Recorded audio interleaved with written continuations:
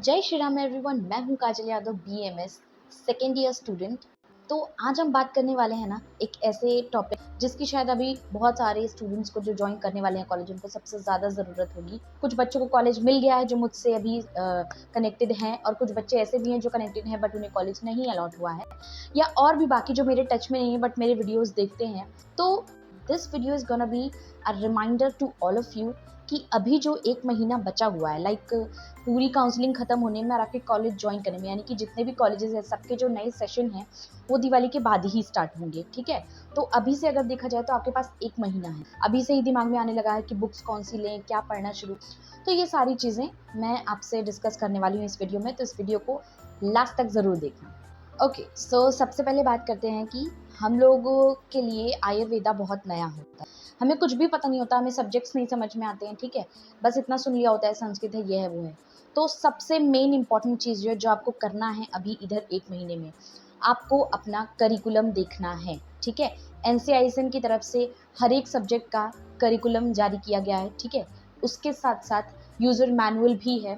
तो उसके लिए मैं टेलीग्राम का यहाँ पर स्क्रीन पर भी शो हो रहा है और डिस्क्रिप्शन में भी आपको मिल जाएगा। तो प्लीज़ उस टेलीग्राम ग्रुप को ज़रूर ज्वाइन कर लो, जिससे कि जितने भी अभी नए बच्चे जो इस साल एडमिशन ले रहे हैं तो उनको तिड़क कॉलेज की या फिर और भी जो इन्फॉर्मेशन आएगी या फिर किसी सब्जेक्ट के रिगार्डिंग कोई इन्फॉर्मेशन शेयर करना हुआ या फिर एनीथिंग रिलेटेड टू बीएमएस, मैं वहाँ पर सेंड करती रहूँगी। तो आप सबको सारी चीज़ें एक जगह पर ही मिल जाएंगी। ठीक है, तो पहले करिकुलम देखो हर एक सब्जेक्ट का। लाइक आपके फर्स्ट ईयर में 5 सब्जेक्ट्स हैं।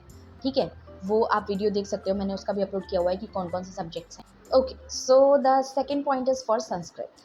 सबको ही पता है कि संस्कृत बीएमएस में है फर्स्ट ईयर में। ठीक है, अभी संस्कृत में क्या पढ़ना है, आपके पास 1 महीना पूरा है। ठीक है, जिनको पहले से संस्कृत आती है उनके लिए तो दिक्कत नहीं है, लेकिन जिनको संस्कृत का एस भी नहीं आता है, ठीक है, मैं ये नहीं कह सकती नहीं आप कर लोगे, होती है भाई प्रॉब्लम, बहुत ज़्यादा प्रॉब्लम होती है। ठीक है, अगर आपके आसपास कोई क्लास होती है तो कोई क्लास ज्वाइन कर लो संस्कृत की।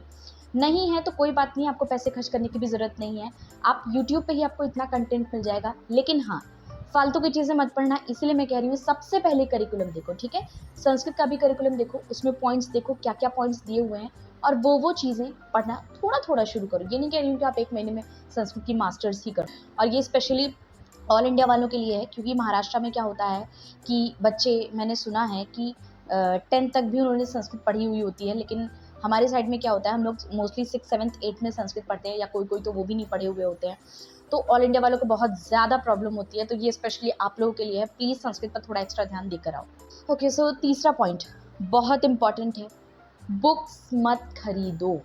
ठीक है, तो आपको पहले आप बुक्स पढ़ के देखो, टीचर्स जो पढ़ा रहे हैं वो आपको कौन से बुक में कंटेंट अच्छा मिल रहा है। लाइक मैंने अपने पहले की भी वीडियोस में बताया हुआ है, कोई एक बुक खरीदने के बाद भी आपको 4-5 बुक से अलग से हेल्प लेनी पड़ेगी। ठीक है, तो इसीलिए बुक कहीं कोई भी खरीद करके मत लाओ। फोर्थ पॉइंट इज दैट आप ना करिकुलम देख करके अपने सब्जेक्ट को समझने की कोशिश करो।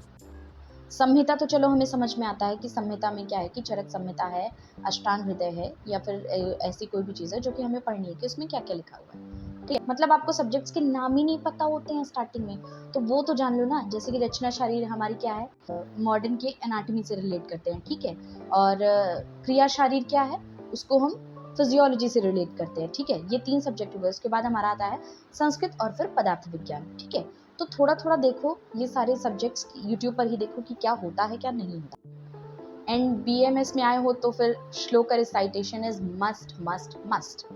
ठीक है, उसके बिना तो कुछ नहीं होने वाला, श्लोक आपको याद होनी ही चाहिए। पर क्या होता है कि जैसा कि मैंने आपको बताया कि हमारा मतलब पहले ऐसा कोई बैकग्राउंड होता ही नहीं है हम में से किसी का भी कि हमने श्लोक इतने ज़्यादा पढ़े हुए होंगे। और आगे जब आप संस्कृत पढ़ लोगे ना फर्स्ट ईयर बीएमएस की, तब जाकर आपको समझ में आएगा कि संस्कृत का यूज़ यही था।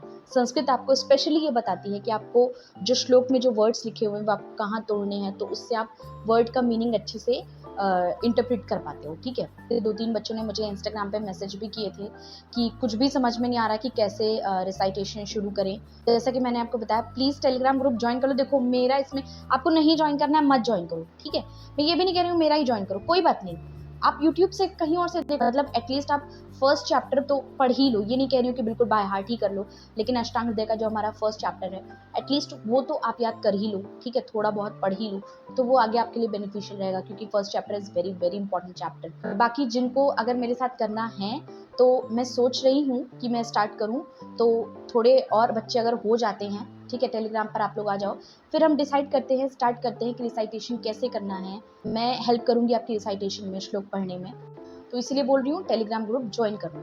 नहीं ज्वाइन करना है तो कहीं और से देखो, बट अपने फ्यूचर के लिए देखो जरूर।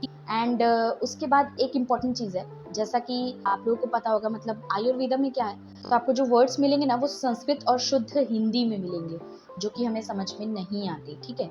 लाइक आपको एनीमिया पता होगा, लेकिन आप पांडु रोग नहीं समझ पाएंगे। अभी से ही अपनी एक इतनी बड़ी डायरी या फिर नोटबुक कुछ भी बना लो, ठीक है।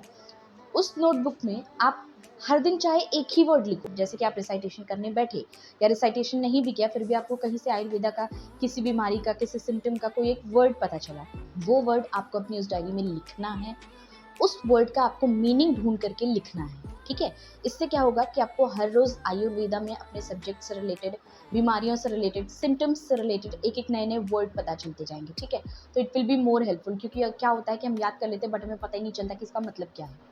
मेरे साथ भी हुआ था, तो मैंने ये शुरू किया था, मैंने एक नोटबुक बनाई थी फर्स्ट ईयर में ही, और उसमें मैंने अपने सारे वर्ड्स लिखना स्टार्ट किए थे, ठीक है।